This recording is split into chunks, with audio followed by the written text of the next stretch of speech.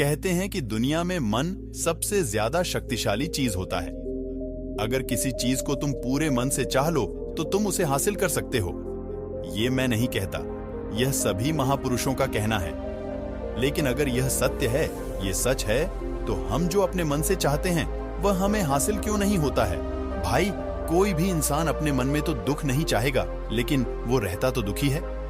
हर इंसान अपने मन से तो कामयाब होना चाहता है, खूब पैसा कमाना चाहता है, लेकिन फिर भी वह कामयाब नहीं होता। भला ऐसा दुनिया में कौन इंसान होगा जो अपने मन में यह चाहेगा कि मैं नाकामयाब रहूं या मैं पैसा ना कमाऊं? सोचने की बात है तो इसमें दो चीज निकलकर सामने आती है। या तो वह महापुरुष गलत थे जिन्होंने यह बात बोली कि मन से चाहे हुई चीज हासिल हो जाती है, या फिर हम गलत हैं। आज की वीडियो में मैं जो कहानी बताने वाला हूं उसमें आपको एक ऐसा मंत्र मिलेगा। उसे समझने के बाद आपको एक ऐसा मंत्र का पता चलेगा जिससे आप यह समझ पाएंगे कि अपने मन से कोई भी चीज कैसे करवाई जाती है। मन में किसी भी बात का बीज कैसे बोया जाता है, यह इस कहानी से आपको अच्छी तरह से समझ में आ जाएगा। और इससे आप यह भी समझ पाएंगे कि आकर्षण का नियम, लॉ ऑफ अट्रैक्शन, कैसे काम करता है। कहानी छोटी सी है लेकिन बहुत ही गहरी है। इस वीडियो को पूरा लास्ट तक देखना, तो ही आप अच्छे से इस कहानी का पूरा लाभ ले पाएंगे। तो चलिए कहानी शुरू करता हूं और समझते हैं कि मन का मंत्र। एक बार की बात है, एक आदमी के जीवन में सिर्फ दुख ही दुख थे। वह जो भी काम करता, उस बेचारे का वह काम पूरा ही नहीं होता। घर में आता तो घर में क्लेश बना रहता। किसी से कोई मदद मांगता तो कोई उसकी मदद नहीं करता। ऐसा लगता था कि चारों तरफ से उसके ऊपर दुख का पहाड़ टूट पड़ा है। उसे समझ नहीं आ रहा था कि मैं इन दुखों से कैसे पार पाऊं। वह दिन रात यही सोचता रहता था कि अपने दुखों से छुटकारा कैसे पाना है। इसी कारण से वह रात में सो भी नहीं पाता था। उसकी आंखों के नीचे बड़े बड़े काले घेरे बन गए थे, जो इस बात का प्रतीक थे कि वह आदमी कितना दुखी है और कितना चिंतित है। कभी कभी तो उसके मन में आत्महत्या करने के भी ख्याल आते थे, लेकिन अपने परिवार की चिंता करके वह यह कदम नहीं उठा पाता। वह इतना दुखी हो गया कि उसने निर्णय किया कि वह इन दुखों से छुटकारा पाकर ही रहेगा। इसके लिए चाहे उसे कितनी ही मेहनत करनी पड़े, कुछ भी करना पड़े, चाहे अंगारों पर चलना पड़े, लेकिन इन दुखों से छुटकारा हासिल करके रहेगा। ऐसे ही एक दिन उसने अपने मित्र से पूछा कि मैं अपने जीवन को कैसे सुधारें। उसके मित्र ने उसे बताया कि तुम किसी बाबा के पास जाओ। बाबाओं के पास ऐसा मंत्र होता है जिससे सारे दुख मिट जाते हैं, जीवन खुशियों से भर जाता है और धन संपदा भी हासिल होती है। तुम किसी ऐसे बाबा को ढूंढ लो, बस तुम्हारा काम बन जाएगा। उस आदमी के मन में यह बात पूरी तरह से पक्की बैठ गई कि कोई बाबा ही मेरा दुख दूर कर सकता है, और इसीलिए उसे किसी भी बाबा के बारे में पता चलता तो वह उस बाबा के पास पहुंच जाता। उस बाबा को अपनी समस्या बताता और उससे उसका समाधान पूछता और कहता कि बाबा, मैं कुछ भी करने के लिए तैयार हूं, लेकिन मेरी इन समस्याओं से मुझे छुटकारा दिला दीजिए। आप जो कहेंगे मैं वह करूंगा, लेकिन मेरे जीवन को सुधार दीजिए। बाबा उसे कुछ टोने टोटके बताते थे करने के लिए, और बदले में दान दक्षिणा ले लेते थे कि यह टोना टोटका करने के बाद तुम्हारे घर में सुख शांति बनी रहेगी। बस इस टोटके को पूरी विधि के साथ करना। वह आदमी घर लौटकर पूरी विधि के साथ टोने टोटके करने लगा, लेकिन बहुत टोने टोटके करने के बाद भी उसके जीवन में कुछ बदलाव नहीं आया। इसके विपरीत उसका जीवन और ज्यादा दुखी हो गया।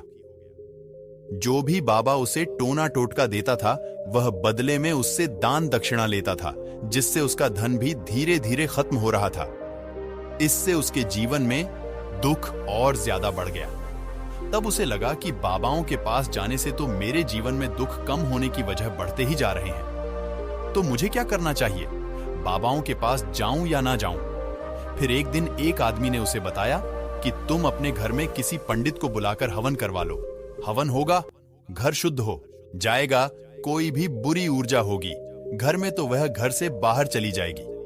किसी पंडित को बुलाकर पूरे विधि विधान उसे मंत्र उच्चारण कराओ, हवन कराओ, जिससे घर में सुख शांति आए। उस आदमी के मन में यह बात बैठ गई और उसने एक पंडित को अपने घर पर बुलाकर हवन करवा दिया। हवन अच्छी तरह से संपन्न हुआ। बदले में पंडित ने भी अच्छी दान दक्षिणा ली और उसके बाद वह वहां से विदा हो गया। लेकिन कुछ दिनों के बाद उस आदमी को महसूस हुआ कि उसके जीवन में अभी भी कोई बदलाव नहीं आया है। अब वह आदमी पूरी तरह से दुखी हो गया और ज्यादा परेशान हो गया। अब तो उसे लगने लगा था कि मेरे जीवन में से दुख कभी खत्म ही नहीं होंगे, और यही सोच सोचकर उस आदमी का बुरा हाल हो गया था। फिर एक दिन उसे अपने मित्र से एक ऐसे बाबा के बारे में पता चला जो समाधान बताने के लिए कोई दान दक्षिणा नहीं लेता था।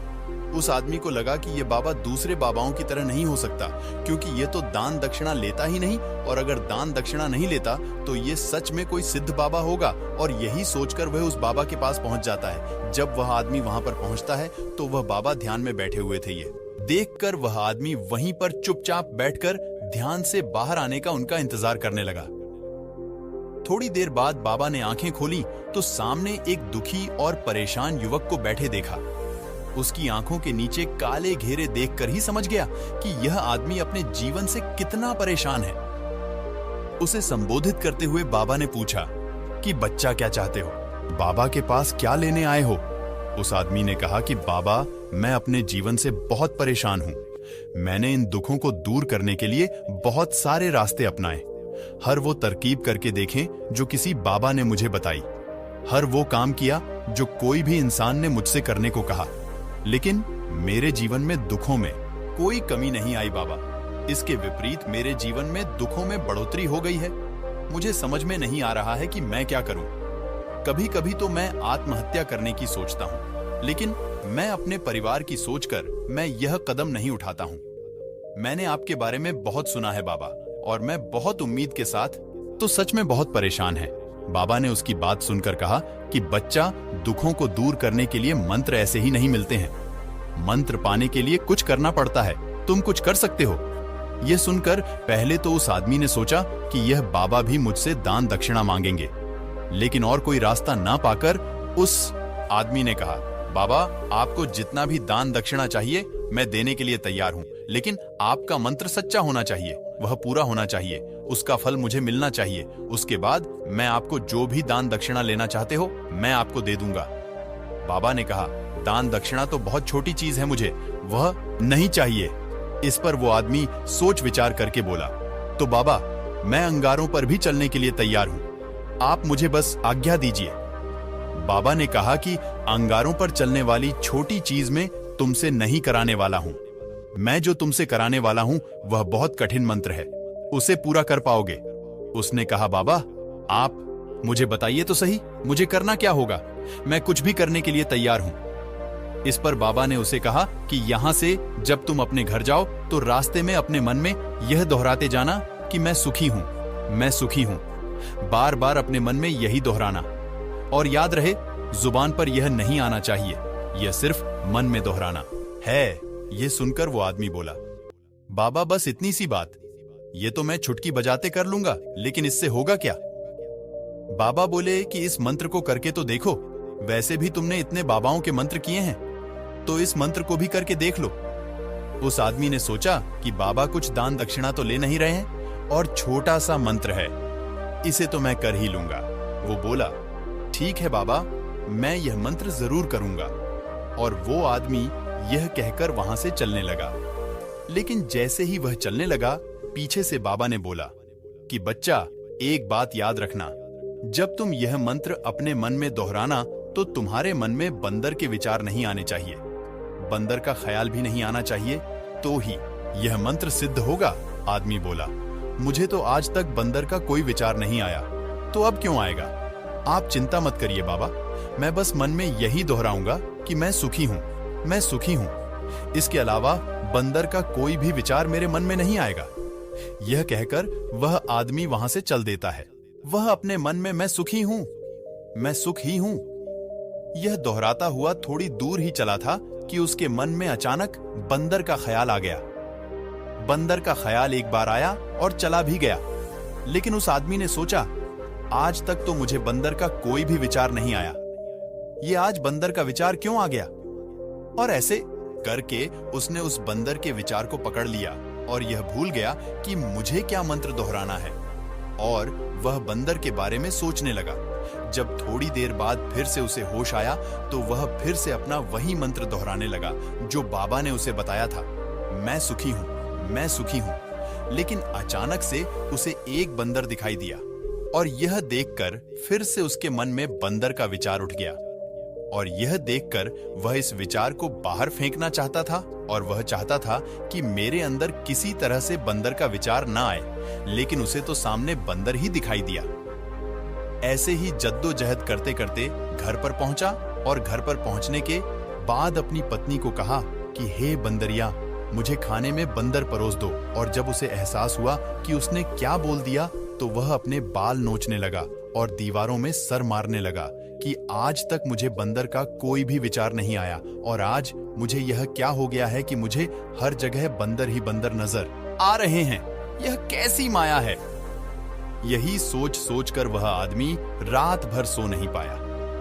रात भर करवटें बदलते रहा और सुबह उठकर सीधे उसी बाबा के पास पहुंच गया और उसके चरणों में गिरकर कहा कि बाबा, पता नहीं क्या चमत्कार हो रहा है। आज तक मुझे बंदर का कोई विचार नहीं आया, लेकिन कल से जब से आपने मुझसे कहा कि बंदर का विचार नहीं आना चाहिए, तब से मुझे हर जगह बंदर ही बंदर नजर आ रहे हैं। उस आदमी ने कहा कि बाबा, मुझे तो आपके पीछे पेड़ पर बैठा बंदर केले खाते हुए दिखाई दे रहा है। ये हो क्या रहा है बाबा? ये सुनक। बाबा हंसने लगे। हाँ हाँ हाँ हाँ बच्चा, मन का जाल एक ऐसा जाल है जिसे समझ पाना इतना आसान नहीं है। बंदर तो तुम्हारे रास्ते में पहले भी आते थे। जब तुम मेरे पास आए थे तो इन्हीं पेड़ों पर यह बंदर घूम रहे थे, लेकिन तब तुम्हारे ध्यान में यह बंदर नहीं था। तब तुम्हारे ध्यान में सिर्फ दुख थे। इसके बाद बाबा ने उसे बताया कि बच्चा, हम जिस चीज से भी दूर भागना चाहते हैं वही चीज हमारे मन में बहुत गहरे में प्रविष्ट हो जाती है और हमारे अंतर मन में समा जाती है। असल में हम जिस चीज से छुटकारा पाना चाहते हैं उससे छुटकारा इसीलिए पाना चाहते हैं कि वह हमारे साथ बहुत गहरे से जुड़ी हुई है और हम जितना ही उससे छुटकारा पाना चाहते हैं वह उतनी ही गहरी हमारे मन में बैठती चली जाती है और आखिरकार हमारे अंतर मन में छा जाती है। ऊपर से तो हम चाहते हैं सुखी होना कि मैं सुखी हूँ, सुखी हूँ। हमारे होंठ भी यही बोलते रहते हैं, लेकिन हमारे मन में दुख समाये होते हैं। हमारे विचारों में, हमारे मन में दुख ही दुख दिखाई देते हैं। इसीलिए अपनी जुबान से बार बार यह बोलने से कि मैं सुखी हूँ, मैं सुखी हूँ, हम सुखी नहीं होंगे जब तक यह मंत्र हमारे अंतर्मन में प्रविष्ट नहीं होगा। इस पर उस आदमी ने पूछा कि बाबा, लेकिन यह मंत्र हमारे अंतर्मन में प्रविष्ट कैसे होगा? यह सुनकर बाबा ने कहा कि बच्चा, अपने दुखों से लड़ना बंद कर दो। जब तक तुम अपने दुखों को दूर करने की सोचते रहोगे तब तक वो दुख तुमसे चिपके रहेंगे, तब तक वो दुख तुम्हारे अंतर्मन पर अपना राज बनाए बैठे रहेंगे। और जिस दिन तुम उन दुखों के बारे में सोचना ही छोड़ दोगे, उन दुखों से छुटकारा ही नहीं पाना चाहोगे, उसी दिन से तुम्हारे जिंदगी से दुख गायब हो जाएंगे। क्योंकि किसी भी चीज से छुटकारा पाने के लिए हमें उस चीज के बारे में सोचना पड़ता है और हम जितना ही उस चीज के बारे में सोचते हैं वह उतनी ही गहरी हमारे मन में प्रविष्ट होती चली जाती है। हम अधिकतर समय दुखों के बारे में ही सोचते हैं। हम यही सोचते हैं कि हमारे जीवन में दुख है और हमें इससे छुटकारा पाना है। इसी वजह से बार बार सोचने से वो दुख हमारे अंतर्मन में प्रविष्ट हो जाते हैं और हमें एहसास भी नहीं होता। इसीलिए अगर तुम दुखों से छुटकारा पाना चाहते हो तो दुखों से छुटकारा पाने के बारे में सोचना छोड़ दो, तुम्हें दुखों से छुटकारा मिल जाएगा। अक्सर आदमी धूम्रपान छोड़ना चाहता है, शराब छोड़ना चाहता है, सुबह अपने आप से यह वादा करता है कि मैं कोई भी गलत काम नहीं करूंगा, लेकिन शाम को जब लौटता है तो नशे में चूर होकर लौटता है। ऐसा क्यों होता है? जो हम सोच रहे हैं वह पूरा कर ही नहीं पा रहे हैं। असल में हम उस चीज को बहुत ज्यादा तवज्जो दे रहे हैं, उस चीज को बहुत ज्यादा अहमियत दे रहे हैं। जब भी हम उस चीज को छोड़ने के बारे में सोचते हैं तो हम उसकी इंपॉर्टेंस यानी कि विशेषता और ज्यादा बढ़ा देते हैं। हमारा मन उस चीज के बारे में जितना ज्यादा सोचेगा, शराब या धूम्रपान छोड़ने के बारे में जितना ज्यादा सोचेगा, हमारा मन उतना ही उस चीज के पीछे ज्यादा भागेगा। हमें उस चीज से लड़ना नहीं है, बल्कि बिना सोचे गुजर जाना है। और अगर हम इस मंत्र को समझ लेते हैं तो हम अपने जीवन में जो भी पाना चाहते हैं उसे अपने अंतर्मन में डाल सकते हैं। और एक बार वो लक्ष्य हमारे अंतर्मन में बैठ जाता है तो फिर सफलता पाने में कोई समस्या नहीं आती। कोई दिक्कत नहीं आती। तो दोस्तों, कैसी लगी आपको यह कहानी? धन्यवाद।